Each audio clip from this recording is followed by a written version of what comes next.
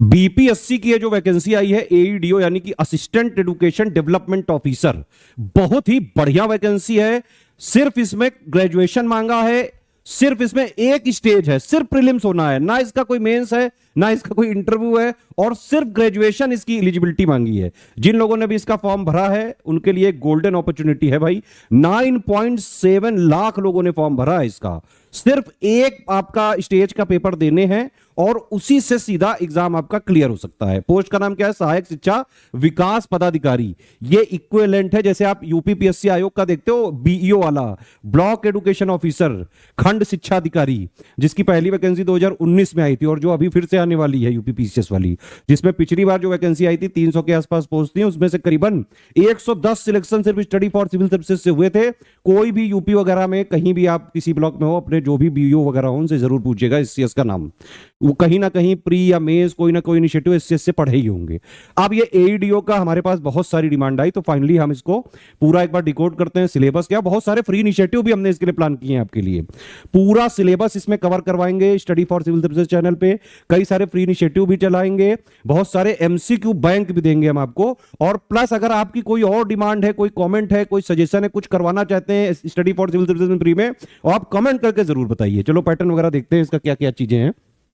ठीक है, पहली बात तो देखो, एक परीक्षा, लिखित परीक्षा यहां पे लिखा जरूर है, लेकिन ये लिखित कैसे हुई? ये तो प्री है, वस्तुनिष्ठ यानी कि ऑब्जेक्टिव पेपर आएगा, है ना। ऑप्शंस को आपको सिर्फ जो है ओएमआर पे फिल करना है, लिखने वाला नहीं है कुछ, हालांकि लिखित लिखा है इसमें।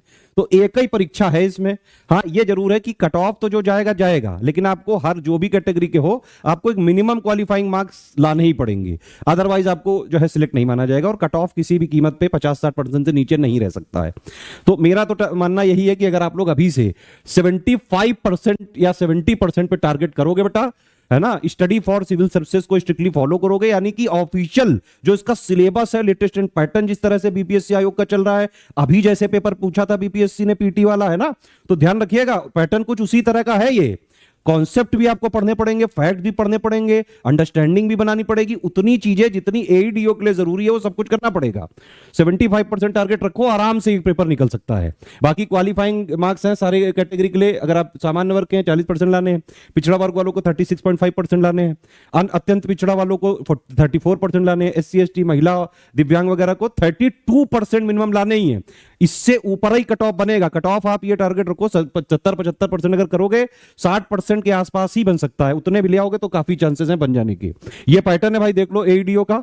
3 पेपर हैं इसके, ठीक है। पहला पेपर है सामान्य भाषा का, जिसमें आपको हिंदी और इंग्लिश दोनों का टेस्ट होगा हाई स्कूल स्तर पर। हालांकि सिलेबस में पूरी चीजें क्लेरिफाई करके नहीं लिखी हुई हैं, लेकिन एईडीओ के जो है बीपीएससी के हमारे बहुत सारे टॉपर्स हैं, तो जो कुछ टॉपर्स हैं उनसे हमने बात करी है। तो एग्जैक्ट जो पिछले 15 साल पहले जो पेपर वगैरह हुआ था, प्लस जो आजकल का जो पैटर्न चल रहा है, प्लस और भी इंफॉर्मेशन हम निकलवा रहे हैं कि एग्जैक्ट क्या क्या चीजें पढ़ानी चाहिए। और सिर्फ उतना ही बताएंगे, उतना ही पढ़ाएंगे जितना इसके ऑफिशियल सिलेबस के लिए जरूरी है, जो इसके ऑफिशियल सिलेबस की एग्जाम की डिमांड को पूरा कर सकता है। तो पैटर्न आप देख सकते हैं, सामान्य भाषा का है, इसमें 100 नंबर का पेपर होगा, 100 प्रश्न होंगे, ठीक है। 30 यहां पे इंग्लिश के आएंगे, 70 हिंदी के आएंगे। और यहां पे आपको 30% नंबर लाने हैं दोनों पेपरों में अलग अलग। ये नहीं चलेगा कि मेरे हिंदी में 30 आ गए तो टोटल 100 में 30 आ गए, तो फिर आपको नहीं माना जाएगा क्वालिफाई। आपको इंग्लिश में भी 30% यानी कि 30 में से 9 अंक तो लाने ही लाने पड़ेंगे। हिंदी में भी 30% यानी कि 70 में से 21 अंक तो लाने ही पड़ेंगे मिनिमम। टोटल मिला के 30 नंबर आपको चाहिए इसमें, लेकिन ये कट ऑफ में नहीं जोड़े जाएंगे, ठीक है। तो इस तरह से हिंदी इंग्लिश का एक हो गया, ठीक है।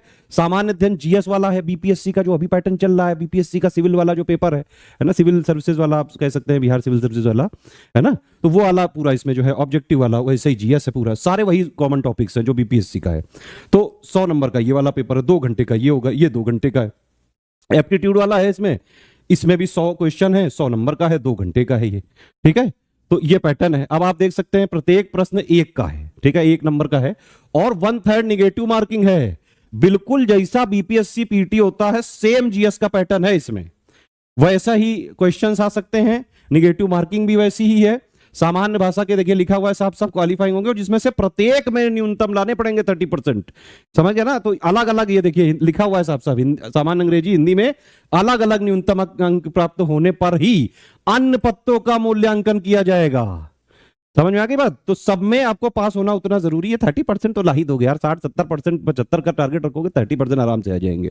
अब देखो ये पाठ्यक्रम हालांकि है तो सिलेबस है, लेकिन बड़ा वेग सा है ये।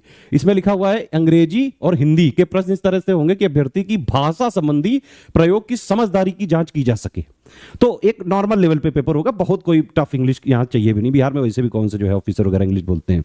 तो एक नॉर्मल कि मतलब आप जो भी चीजें ऑफिशियल काम में जो इंग्लिश वगैरह में होते हैं, पत्र वगैरह, उनको समझ सकें वो सब चीजें। ठीक, हालांकि इंग्लिश में तो होते भी नहीं, लेकिन फिर भी एक मिनिमम जो है रिक्वायरमेंट है यहाँ पे।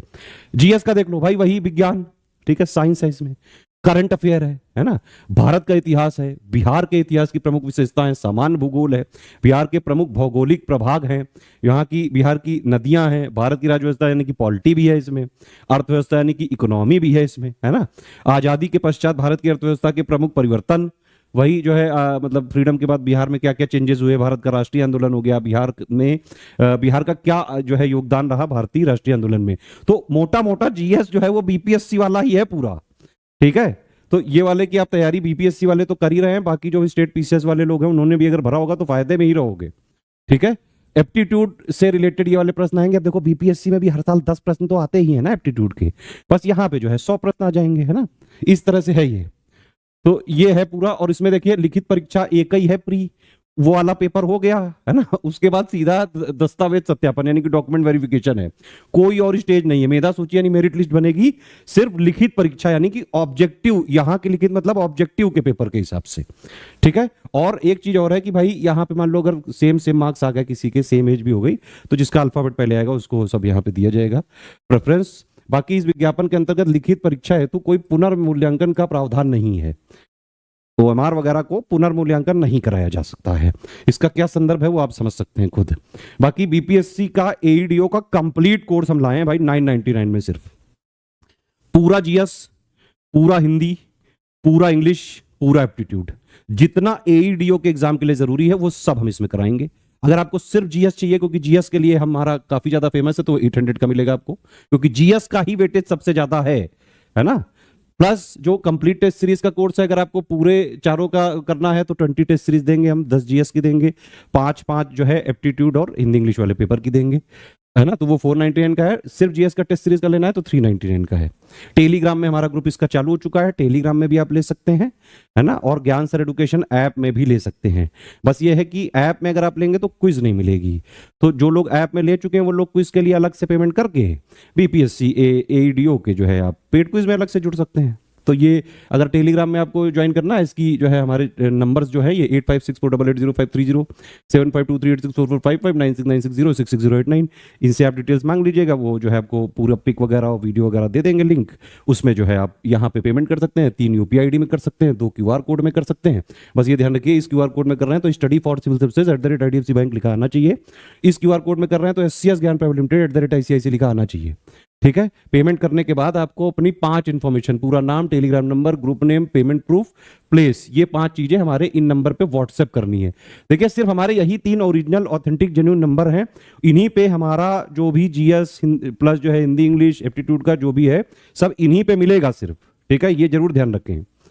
ठीक, और कोई हमारा नंबर नहीं, मार्केट वगैरह में हमारा कंटेंट नहीं मिलता है, मैं सीधे सीधे बता दूं आपको। अगर आपको स्टडी फॉर सिविल सर्विसेज का authentic genuine revised updated exact official syllabus plus latest trend pattern के हिसाब से एग्जाम की डिमांड को पूरा करता हुआ मटेरियल चाहिए तो सिर्फ यहीं से मिलेगा।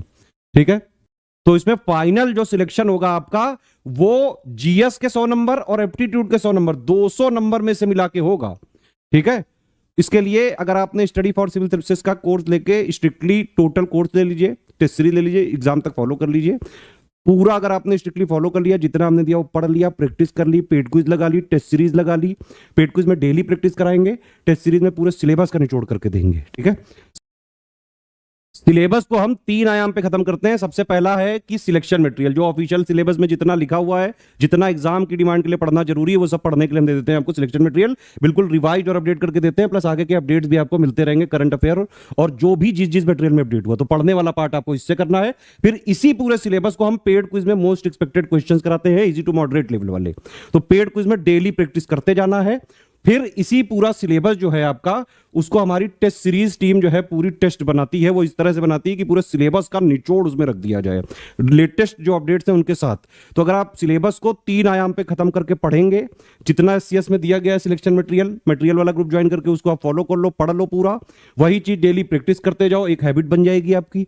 प्लस जो है टेस्ट सीरीज हमारी लगा लो, इतना करके एईडीओ का एग्जाम का जो सिलेबस वाली जो एग्जाम की डिमांड है वो पूरी करी जा सकती है, सिलेक्शन लिया जा सकता है, लेकिन मेहनत करनी पड़ेगी। एससीएस के ग्रुप को ज्वाइन करके स्ट्रिक्टली फॉलो करना बेहद जरूरी है। ठीक है, तो आप हमारे ग्रुप में एडमिशन वगैरह ले सकते हैं।